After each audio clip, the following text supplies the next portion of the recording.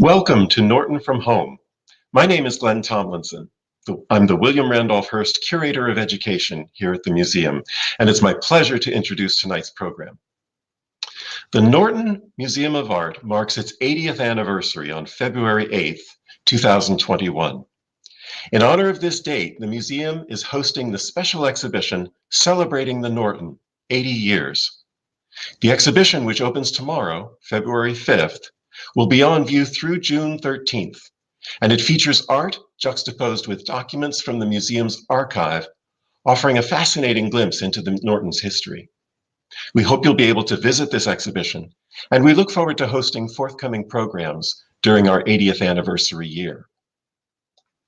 Marie Penny is the guest curator of Celebrating the Norton, 80 Years, and former archivist at the Norton. She's been an archivist for the past 10 years. She graduated from Queens College at the City University of New York with a master's in library science and was previously the director of archives and exhibitions at Richard Meyer and Partners in New York.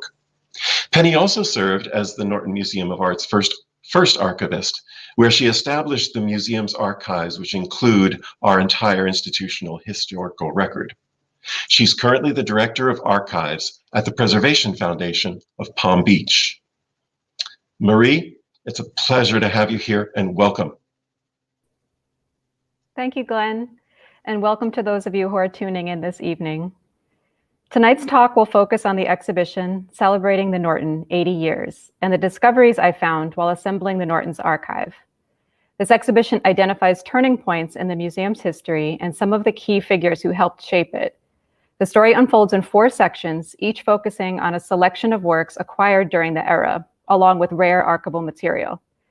The exhibition doesn't attempt to cover every event or program or acquisition, but rather focuses on highlights. Tonight's presentation will feature some of those highlights, and the emphasis will be on the first 2 sections, Building the Foundation and Transformations. Before we get started, I'd like to clarify what museum archives are and what the role of an archivist is.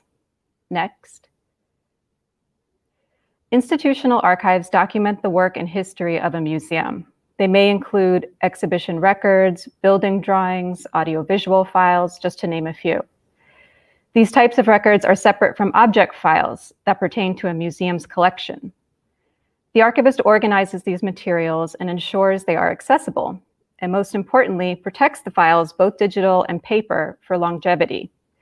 And here we see just an example, an old issue of Palm Beach Life from 1942 with a spread on the Norton, and a digitized negative from the 60s, the year is not determined, of the Norton Gallery Players, which were a theater group that performed at the Norton. And I'd like to share a really great quote with you from Franklin Roosevelt about archives. Next, please. To bring together the records of the past and to house them in buildings where they will be preserved for the use of men and women living in the future, a nation must believe in 3 things. It must believe in the past. It must believe in the future. It must, above all, believe in the capacity of its own people so to learn from the past that they may gain in judgments in creating their own future. And this quote was from the 1941 dedication speech at the National Archives building. And that same year, the Norton Gallery of Art opened. Next slide, please. This brings us to Building the Foundation. Next. Ralph and his wife, Elizabeth Norton, began buying American and European art to decorate their home in Chicago in the early 1920s. In 1935, Norton moved towards semi-retirement from the Acme Steel Company and began wintering in West Palm Beach. He and Elizabeth thought it was important to establish a dedicated repository for their art, and they considered donating the collection to the Art Institute of Chicago and the Society of the Four Arts.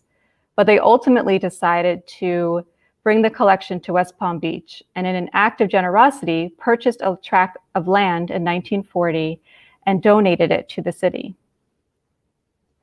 Next, please. This announcement in the Palm Beach Post-Times from March 1940 acknowledges the cultural gift the Nortons gave to the community. The article shows an early rendering of the museum's original entrance on South Olive Avenue, which differs from the final version. And here you can see the niches where the statues are curved instead of square, which is interesting to see early on. Next, please. Norton selected architect Marion Sims Wyeth of Palm Beach and New York architecture firm Wyeth & King to design the structure in an Art Deco style. I discovered this drawing at the Preservation Foundation of Palm Beach. The Foundation's archive includes collections of prominent Palm Beach architects such as Wyeth. And what I found interesting about this drawing is that it's pretty much the final version. However, the statues of Diana and Actaeon, the mythological figures that were designed by Paul Manshap, weren't selected yet. So in this version of the drawing, they're kind of like stand-in statues. So it's very interesting to see. And for me, this was a really great discovery to find in another collection just over the bridge over in Palm Beach. Next image, please.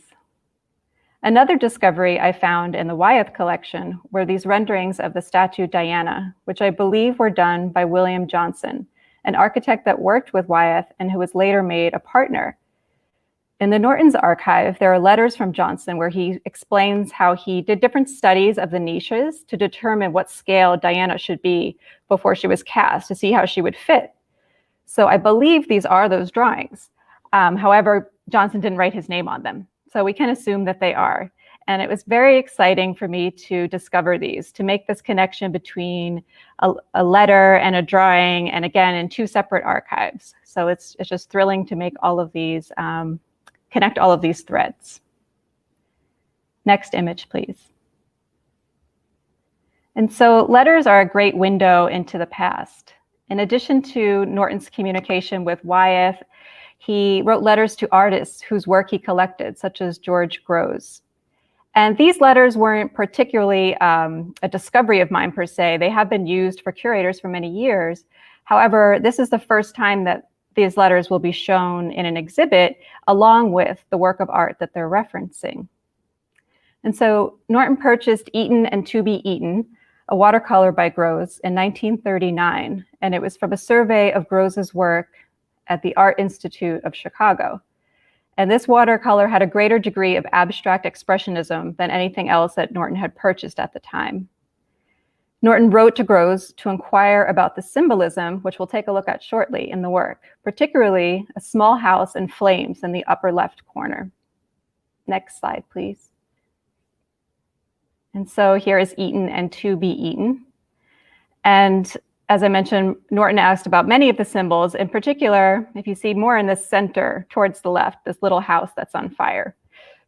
And when Grosz responded, he didn't really give a straight answer. He kind of wanted to, it almost seemed playful in a way. He threw out a couple ideas of what the symbolism, what it meant. And so Grosz responded, I quote, "Since I was a boy, fire or houses on fire were always very exciting to me. I do remember when I was a small boy, I was awakened in the night and a tenement house was burning down. Can this be the explanation, a haunted memory? Or is it rather a matching symbol of destruction? It's also possible that the burning ruins are bombed or stricken by lightning." And so he gave an answer, but not really quite. But just having this interpretation is so valuable. Next slide, please. Another exchange that I found interesting occurred about 10 years later in 1948. And this time, the exchange was between an artist, Kathleen Telberg von Telheim, with Norton's second wife, the sculptor Anne Weaver Norton. Telberg wrote to Norton to inquire if she and her husband Vladimir could exhibit their experimental photographs at the Norton. She says, "I am writing to you because you know both of us, and also because our type of photography is actually closer to sculpture than to either painting or so-called salon photography." And so in this image on the cover of American Artist is the work called Mask of a Dream. And this also appeared in the Norton show. According to the letters, the sea-fan pattern came from a negative that was taken in Palm Beach. And the Telbergs also had a solo show at the Brooklyn Museum right after the Norton show. And prior to that, they were part of a group exhibition called In and Out of Focus at the Museum of Modern Art in New York. So it seemed like it was a very important time for these photographers. And it's also interesting to note in this letter that Kathleen mentions that she was a model at the Norton School of Art. Next slide, please. So this is one of the few installation photographs from the 1940s. And as you can see, the matted prints were hung directly on the wall with brad tacks. And you see just a bit of that original Jessup furniture that was in the original galleries. And in this case, Anne Weaver Norton didn't make the decision. However, she referred the letters to E.R. Hunter, who at that time was at the end of his first term as director. Next slide. This brings us to transformations. So E.R. Hunter served 2 terms as director, and it seems that the shift that occurred in the Norton was right around the time when his second term ended. Next slide, please. E.R. Hunter, also known as Edmund Robert Hunter, was a Canadian art historian. And as I said, he served 2 terms as director, which spanned over 18 years. So when I was going through the archive, I saw his name on correspondence from 1940 through 1970. And at first, just very at first, I thought maybe, did he have a son with the same name who was also involved at the Norton? It was just very perplexing. And then I obviously discovered that he was the director all of those years. In between his 2 terms, he was the director of the High Museum in Atlanta. So at the end of Hunter's second term as director, the Norton leaders celebrated the institution's 30th anniversary in 1971 with a significant acquisition of Jackson Pollock's early masterpiece, Night Mist, painted just before he began creating the drip paintings for which he became most famous. And in this article that Hunter wrote for Arts Magazine, he stated, "The deliberate choice of a work from the transitional period in keeping with the museum's tradition of giving preference to the rarer early works of great masters." Next slide, please. And here is Night Mist. It's currently not on view in this exhibition. However, you can see this work in the Eastern Gallery. So this marked a real turning point, one of the first major acquisitions that occurred after Ralph Norton's death, which was in 1953. Next slide, please. So the 1970s were a very important time in the museum, and a real turning point occurred when Richard Madigan became director in 1974. He was previously the first director of the Brooklyn Children's Museum and the executive director of Wave Hill in the Bronx.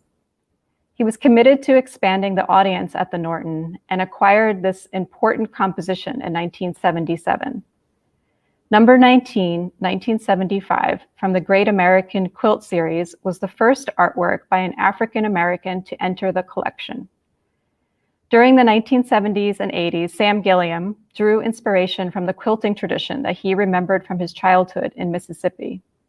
Gilliam applied quantities of acrylic paint and gel across large canvases and then cut them into geometric shapes, which he then stitched together.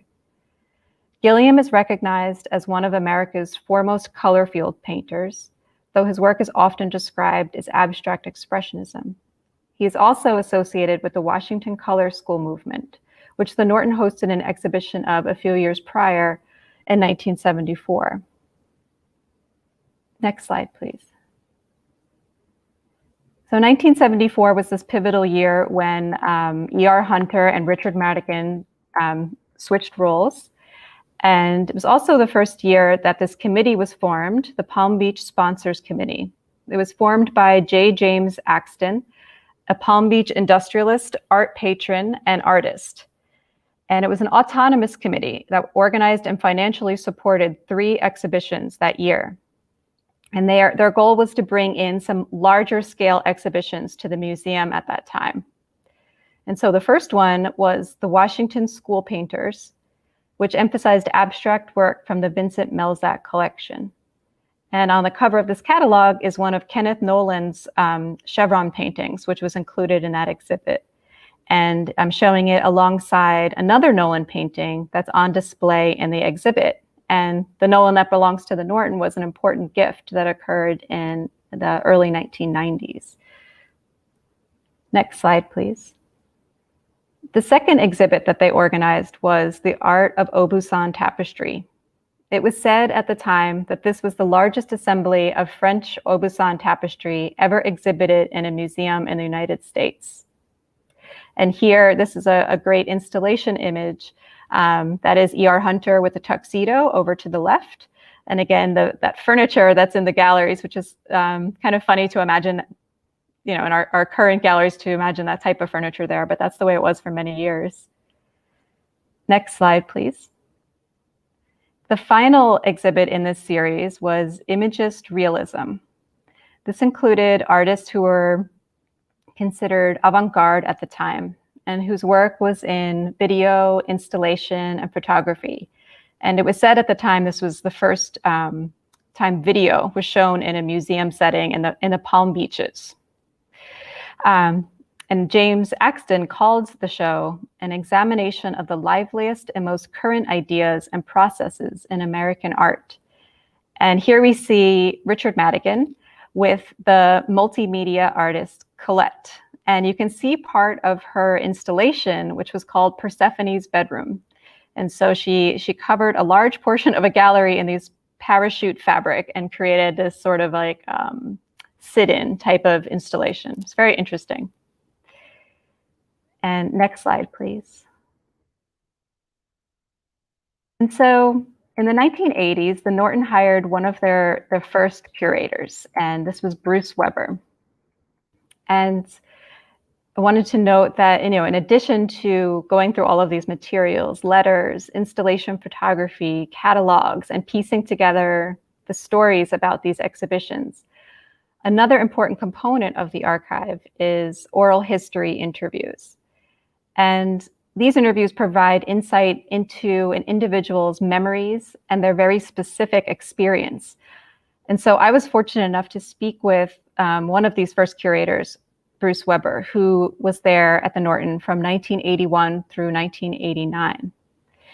And if you're interested in learning more about oral history, I recommend the Norton's curator conversation video, which is available on the website and YouTube page, called Oral History, Robert Rauschenberg, which is fascinating.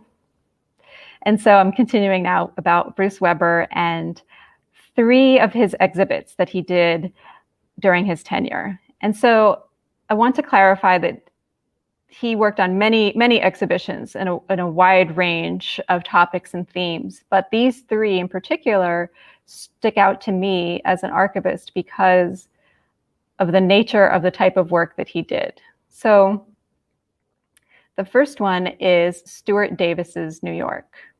And so we see an image of Stuart Davis's New York mural here. And this was also another important acquisition for the museum.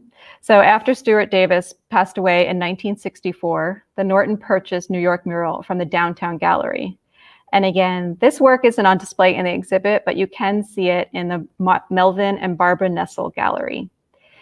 And this important acquisition inspired Weber to organize the exhibition Stuart Davis's New York in 1985. It was the first comprehensive exhibition based on Davis's lifelong fascination with the urban experience. And it included over 78 paintings and drawings, some of which had never been publicly viewed before. This exhibition also traveled to the Museum of the City of New York and the Columbus Museum of Art in Ohio. Next slide, please. So Weber worked very closely with Davis's son, Earl Davis, and Earl Davis gifted and also the Norton purchased a few sketches that were study sketches of New York mural. And Weber was very concerned with the iconography of this work. And the research that he did and what I saw in the archives was just incredible. The amount of sleuthing that went into uncovering the mysteries of all of these symbols in this work. And so here we see one study of the skyscrapers, which includes the Empire State Building, which was completed in 1931 and is also included in the final mural. And also these banana studies. So there's quite a few of these. This is just one of them.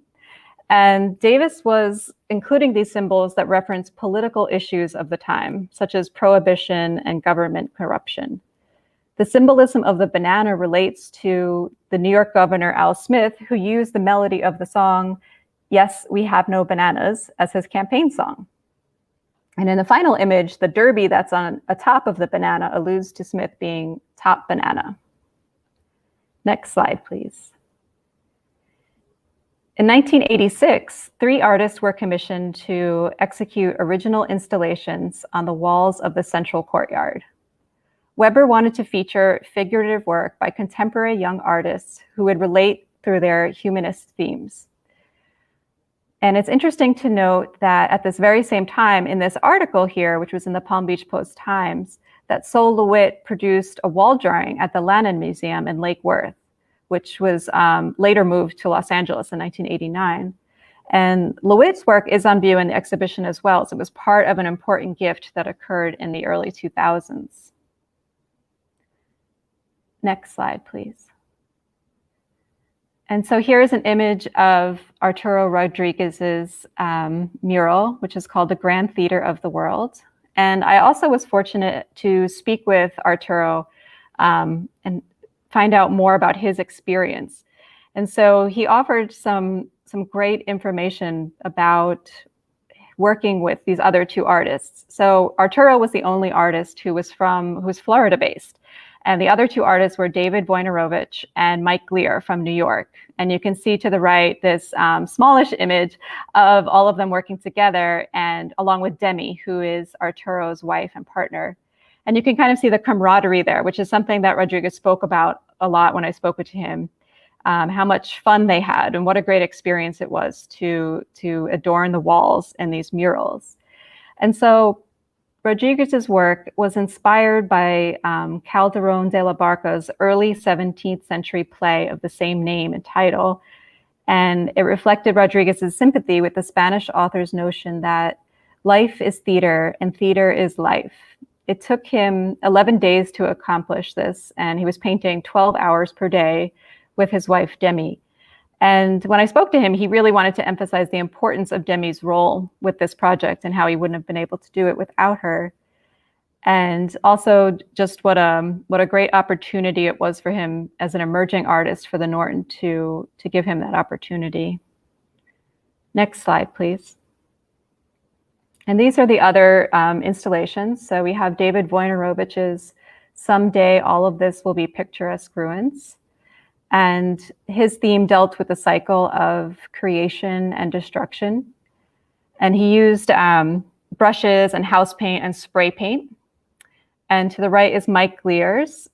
His is called "The First Study of Chernobyl." And it was a reaction to learning about the tragedy in Russia at the time. And he used chalk, paint, and charcoal to convey the sense of shock and horror that he felt. And he also lined up his work with the columns that were in the central courtyard.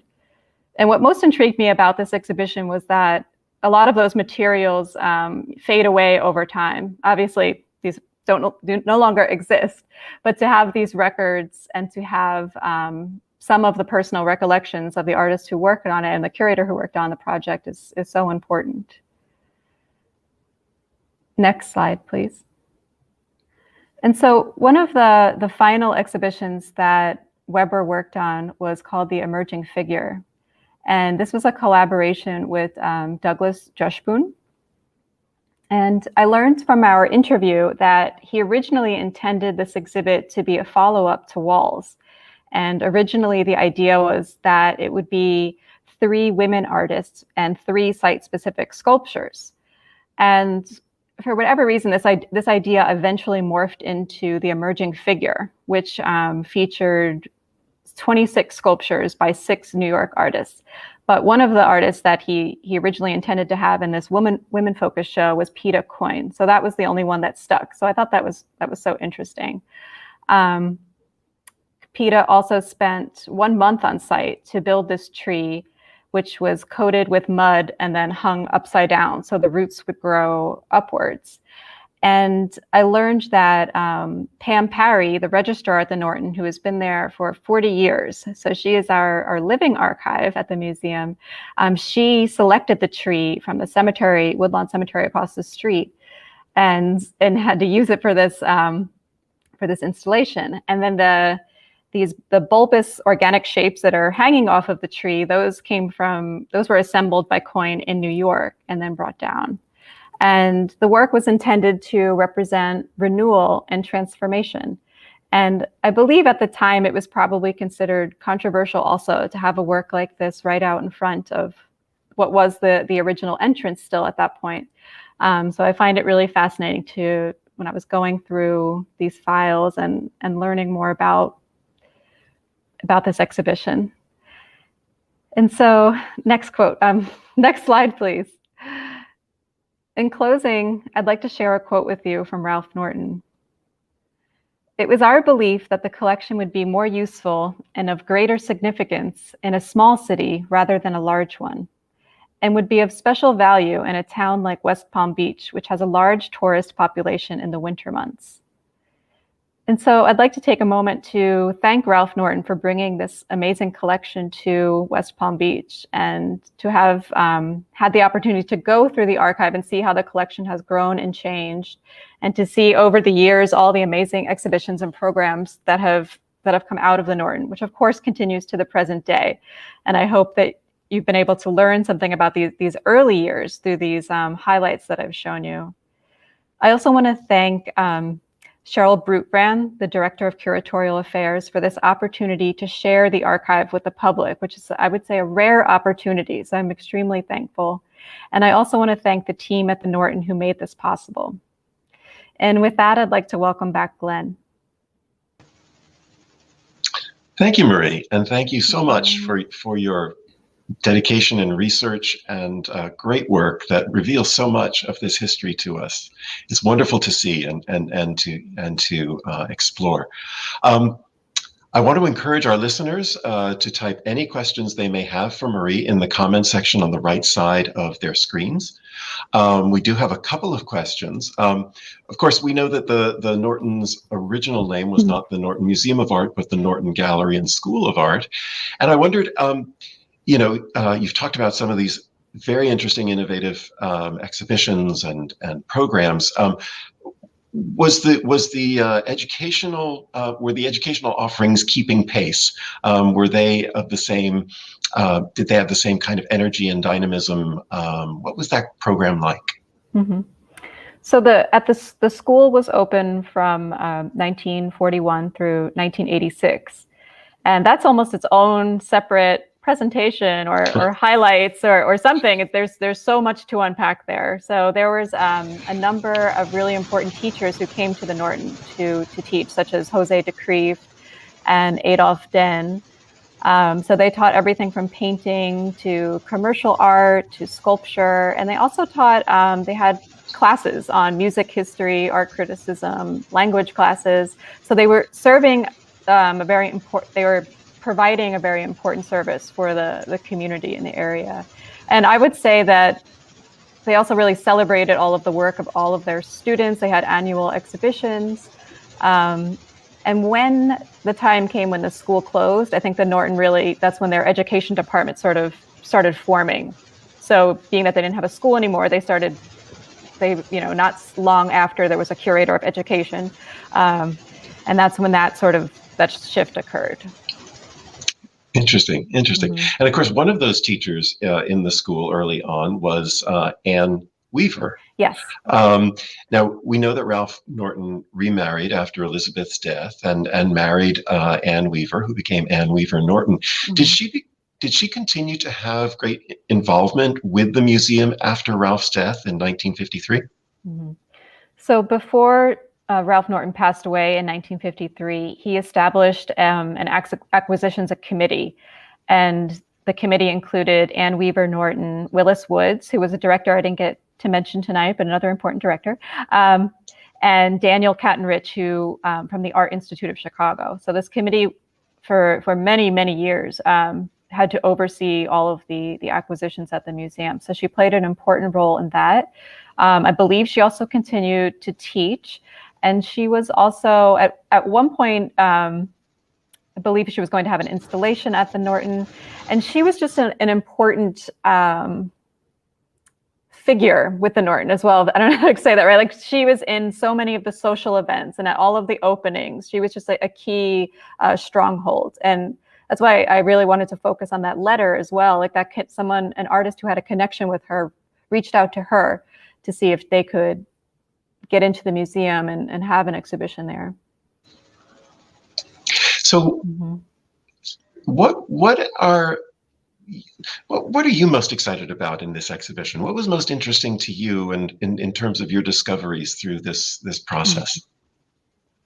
So some of my favorites, which I've tried to fit them all in the exhibition, and the task of condensing 80 years is not an easy one. It's a welcome challenge, of course, but there's so many great things that you want to highlight.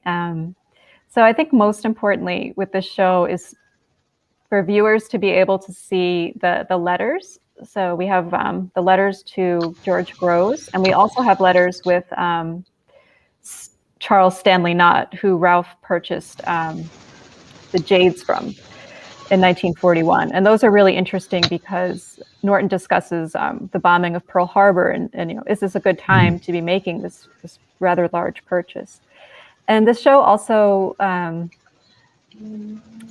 it's one of the rare times I think viewers will be able to see all different types of works from different parts of the museum. So we have jades from the Chinese collection, have photography, contemporary art, we have work from the American collection. So I think that makes it very unique as well. Absolutely, absolutely.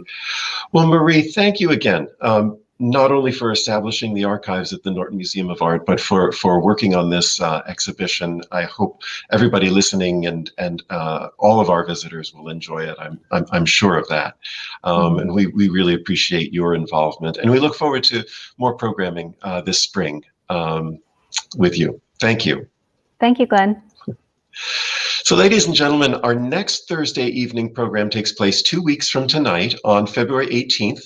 On that evening, Cheryl Brutvan will be our Director of Curatorial Affairs, and Glenn W. and Cornelia T. Bailey, Curator of Contemporary Art, will be speaking with artist Jose Alvarez about his experience at Chrome Detention Center in Miami and the compelling portraits he created there.